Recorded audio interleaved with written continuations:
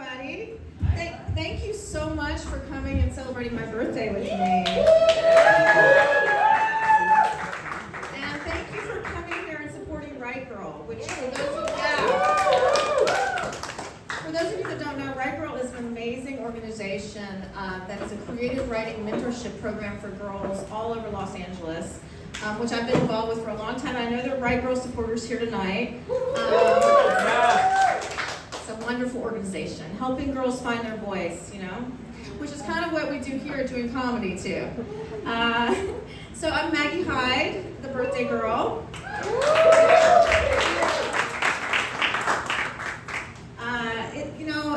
It's hard turning 40 for the 5th time, but you guys are going to help me do it, right? Someone asked me today how I felt about celebrating my birthday, and I said, when you get to be my age, the only thing you're celebrating is still being alive, So for those of you who don't know me, I'm a single mom. Yeah, I did. Yeah, no, I knew you guys all looked too happy to be parents. That's what happened. Yeah. Uh-oh. My son is in the front row tonight. Yeah. Jackson, you can give him his condolences after the show. I mean, my kids really hate that I do comedy. I think they think the only thing that would be worse is if I did porn, you guys. But then at least I could pay for their therapy. Yeah. Anyway, it's hard being a parent, guys. You have to pretend to enjoy all those things your kids enjoy. Like kids' birthday parties, play dates, their father. But I do surprisingly well on dating apps. And I think it's because my profile says that I don't want kids. And then they find out it's because I have 4. I know 4 sounds like a lot, and it is, but I love being a mom. And you know what they say about having kids? It's a lot like making pancakes. First one's kind of fucked up. Probably should have thrown it away. It's okay, you guys. It's all right. I'm also a first pancake. If you didn't notice. But I think having kids is a lot more like eating pancakes. You always regret having your 4th one. Don't worry, he's the second pancake down there. But I think I might retire that joke after tonight because none of my pancakes like that joke. Yeah, especially my first pancake. She actually disinvited me from her wedding, you guys. And I was so sad. I begged her. I was like, honey, you don't understand. You don't get redos of special days like weddings in your life. Unless you're me. Then you get a couple. That's right, I've been married twice. It's true, you can actually get worse at something. But I kind of have this, been thinking these days, they give all these awards for success, but where are the rewards for failure? Right? I could really get behind that kind of award, right? And we learn so much from our failures. I mean, I could see myself giving a speech and, thanking my parents for their 5 divorces and thanking myself for always figuring out how to be a victim.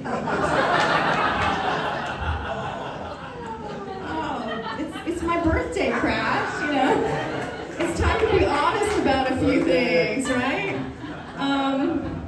But marriage is rough, it's not, try, but my last husband suffered with some mental health issues, and, being with someone bipolar is kind of like being on a roller coaster that never fucks you. Sorry, my son did have to hear that. The last time he was at a show, one of the other comedians afterwards I think you should name your special, I'm Sorry, Jackson. He's such a good sport.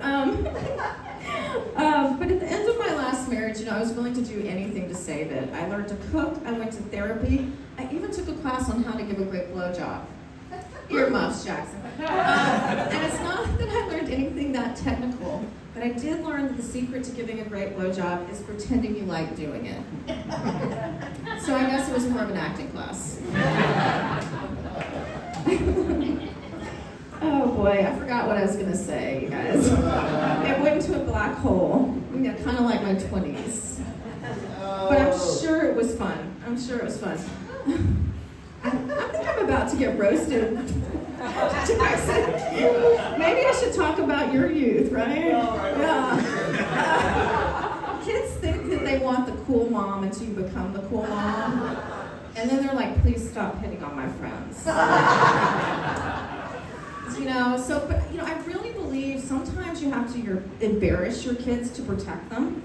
Right, so when my sons were at the age that I knew that they were watching porn, and in case you're wondering, that's when they suddenly love showers.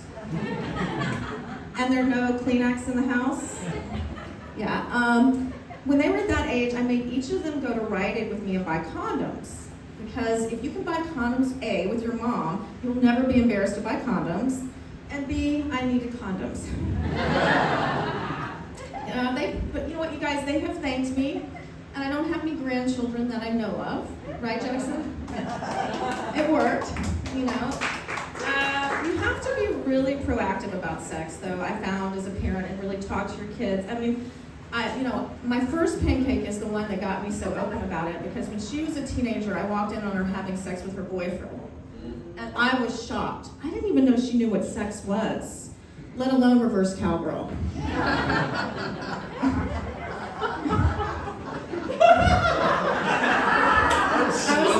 I was like, damn, the apple does not fuck far from the tree. Jesus, okay. You always pick the front row, son. Oh gosh. Well, it is my birthday, you guys.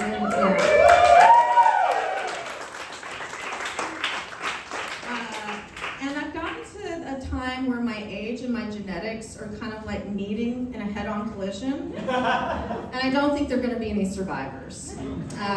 My body is like a car that needs all the parts recalled. But there's an upside to this. I can finally literally blame my mom for everything. I mean, I knew my emotional pain was her fault, but now my physical pain is too. And she always says I'm her best birthday gift. Her birthday's tomorrow.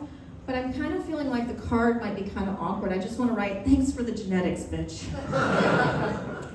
But seriously, no, I have a lot more empathy for both my parents. That's what happens, Jackson, as you get older. But as your parents age, it's kind of like looking into a crystal ball of your future a little bit.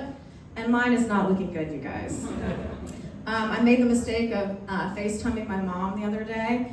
And it was like watching an unaired episode of Hoarders. And the sad part is that she had the filters on. Seriously, she has every newspaper since 1973. I mean, the only thing she's gotten rid of is husbands. Runs in the family. But I do have empathy for her. I mean, I used to get mad at her about things she said to me, and I would confront her. Like when I was a teenager, she used to call me a waste of oxygen, right? Oh, I know. It was harsh. And when I would confront her about it later, she'd be like, she didn't remember. And I thought she was just like gaslighting me. And as I've gotten older and my kids confront me about things I've said to them, I'm like, what's your name again? But some of my kids, like Jackson here, are starting to see me as like a whole human being with flaws and all, which is a little scary at first, right? It's kind of like when a person you're dating sees you without makeup for the first time. And they're like, whoa, this is way worse than I thought it would be. Yeah. Oh boy. So is anybody, I've been in LA for like a long time now, I'm not gonna say how long, and I feel like it starts to rub off. I'm a little new agey now. Anybody else? New agey? Yeah. But I'm also practical. So, I have crystals for my anxiety, and I also take Xanax. And I get my house feng shui just in case it works. And I also take Xanax. And I have a lot of Buddhas. I mean, people just keep giving them to me, kind of like STDs. So it is my birthday. Is anybody else a Virgo? Any Virgos out there? Yeah? Do you like your birthday? No. No? I kind of disagree, I mean, some people just think it makes them feel another year older, but I feel like I'm still fun, I'm still vibrant, I'm still dating 26-year-olds, Yeah. I do like dating younger guys. I mean, people think it's just for the sex, right? And sex is great, but I think we teach each other a lot of things. Like, the guy I've been seeing taught me what DTR means, define the relationship. And I told him that women can't have commitment issues. Yeah. That was rough. I did meet him the old-fashioned way, though, you guys. Drunk at a bar while I was out with one of his friends.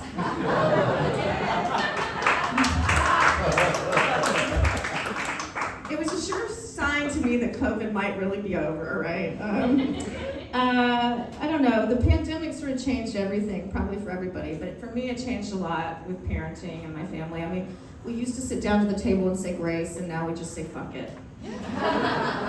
Even with my older kids, it changed things. To like my 20-year-old son, I used to say, when are you gonna stop smoking weed? And now I'm like, when are you gonna come home with weed?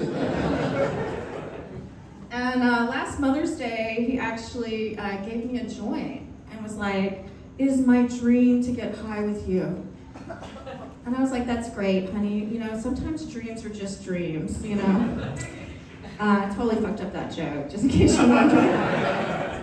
I should have just said, it's my dream to never be sober, I guess. I don't know. Oh, gosh.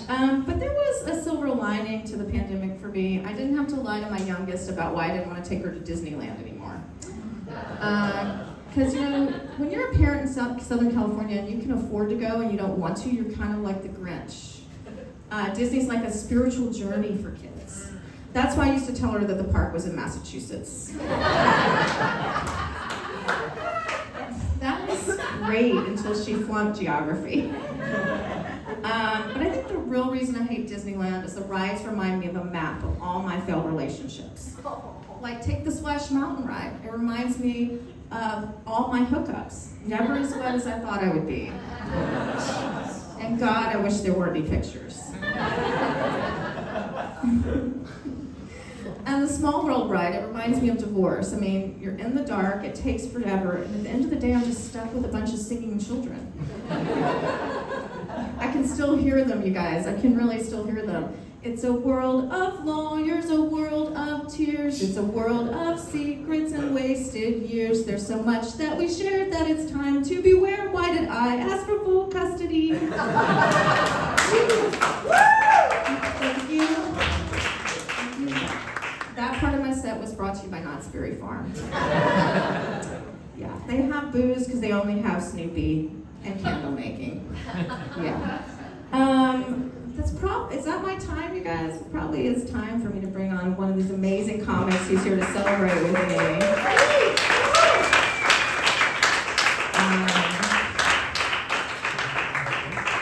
I should probably leave you with one more joke.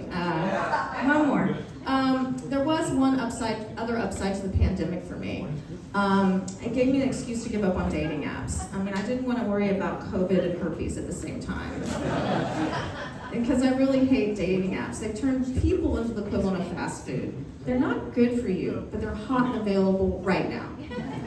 Like, yeah, somebody's a fan. Like this one guy I dated was just like Chick-fil-A, warm, delicious. My gay friends were not having it. And this other guy was just like Subway, a foot long, but kind of weird with my kid. No Jared fans, and the last guy, he was truly a happy meal. He left a smile on my face, but the toy was the best part. Thank you guys.